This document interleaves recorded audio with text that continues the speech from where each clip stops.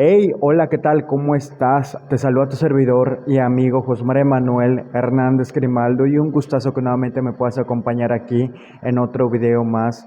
En esta ocasión estaremos hablando de ese sentimiento, de qué es lo que pasa, qué es lo que sucede en tu vida espiritual y física una vez que decides alejarte un poco de Dios, una vez que rompes esa especie de comunión que tenías con Dios. Mira, ¿sabes qué? Lo que pasa es que muchas veces nosotros malentendemos el concepto o la relación que Dios quiere con nosotros. Mucha gente tal vez piensa o se mentaliza y dice que ellos no hacen tales cosas que a Dios no le agradan porque de alguna otra manera tienen miedo a lo que Él les puede hacer, al castigo que les puede poner. Sin embargo, debemos entender que Dios, más que ser solamente un ser que se la pasa castigando, quiere una relación abiertamente con nosotros, donde nosotros lo obedezcamos no por temor o algo similar, sino únicamente por amor. Por ejemplo, es muy diferente decir, es que yo no hago esto porque tengo miedo a que Dios me castigue, a decir, es que yo no hago esto porque amo a Dios y sé muy bien que no le agrada. ¿Ves cuánta diferencia hay entre las dos palabras? En esta ocasión estaremos analizando algunas historias en la Biblia de personajes que comenzaron sirviendo a Dios, pero con el tiempo se fueron corrompiendo y su corazón se fue alejando del Señor. Realmente podemos ver cuando Dios está en tu vida, empiezas a ver cómo las cosas son diferentes, empiezas a ya no sentir esa sensación de vacío, esa sensación de estrés, de creer que ya no tiene salida y pasas a vivir confiado cuando nos acercamos más a Dios, vivir confiado, sin miedo al mañana, sin temor a ninguna cosa, porque sabes muy bien pues que ya no estás solo, que ahora tienes a un Dios todopoderoso, pero una vez que nosotros de alguna otra manera empezamos a dejar una relación o un hábito que teníamos con Él, por así llamarlo, por ejemplo, leer la palabra de Dios, orar, ayunar. Una vez que nosotros de alguna otra manera empezamos a dejar todo esto, créeme que en verdad sí o sí tu vida espiritual se ve afectada. Debes de entender que el ser humano, además de ser un humano físico, tiene un ser espiritual, un cuerpo y una alma y un espíritu. En el Espíritu viene cuando aceptamos a Cristo, cuando el Espíritu Santo viene a morar en nosotros. Y obviamente así como nosotros alimentamos el cuerpo con comida, es obvio que también nuestro espíritu tiene que ser alimentado con pan espiritual, que es la palabra de Dios, que es la búsqueda con Dios constantemente. Y cuando nosotros dejamos de alimentar nuestro espíritu, todo esto se va decayendo, nos vamos sintiendo más débiles, más sin fuerzas. Pero mira, para ir comenzando, vamos a hablar sobre dos hombres, incluso eran padre e hijo.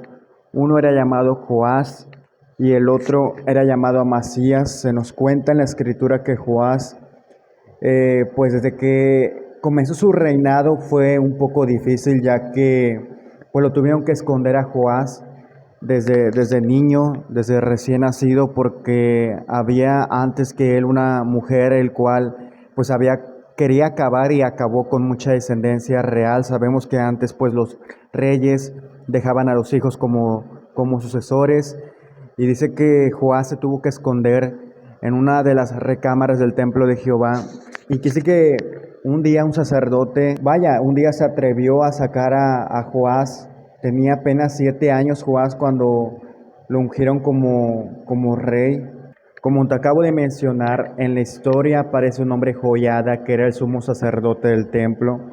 Tú puedes encontrar esa historia ahí en Segunda de Crónicas, desde el 22 por ahí en adelante hasta el 24 más o menos, 20, 25 más o menos por ahí.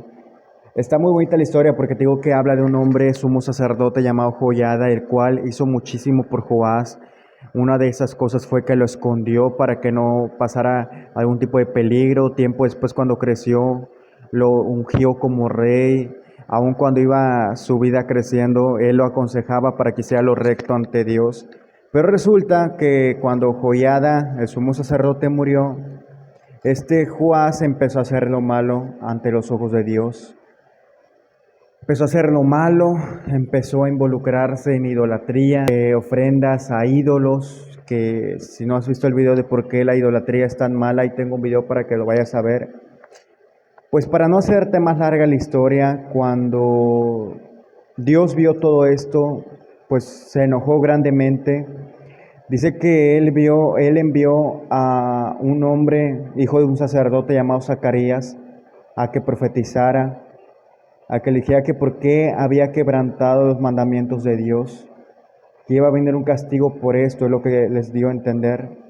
Pero al final de cuentas, incluso por mandato del rey de Joás, eh, lo acabaron a este profeta, lo acabaron, y es triste porque ¿sabes qué es lo más triste de todo esto? Básicamente era hijo de aquel que lo había ayudado, Joiada, y pues al final Joás terminó de una forma espantosa. Dice que conspiraron contra él y lo acabaron. Básicamente aquí encontramos el primer ejemplo de cómo una persona que empezó caminando bien en Dios, empezó haciendo lo que a Dios le agrada, terminó de una forma espantosa debido a que se alejó de Dios.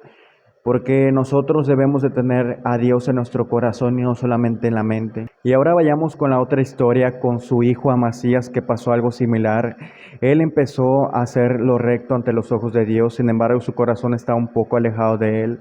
Dice que Amasías quería ir a la guerra y para eso había contratado pues a gente del pueblo de Israel. Sabemos que se dividió Judá e Israel. Y dice que cuando él ya había pagado una cantidad, Dios le dijo que no, que dejara esa gente porque Dios no le iba a ayudar porque no estaba con la gente de Israel.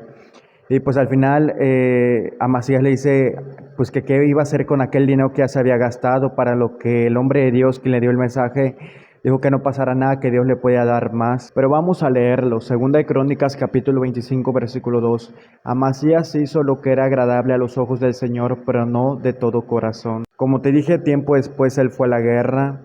Y ahí fue donde Dios le dio una gran victoria, pero juntamente ahí selló su destrucción él mismo, porque se trajo consigo los dioses a los cuales él había destruido, al pueblo que había destruido, trajo sus dioses y los adoró.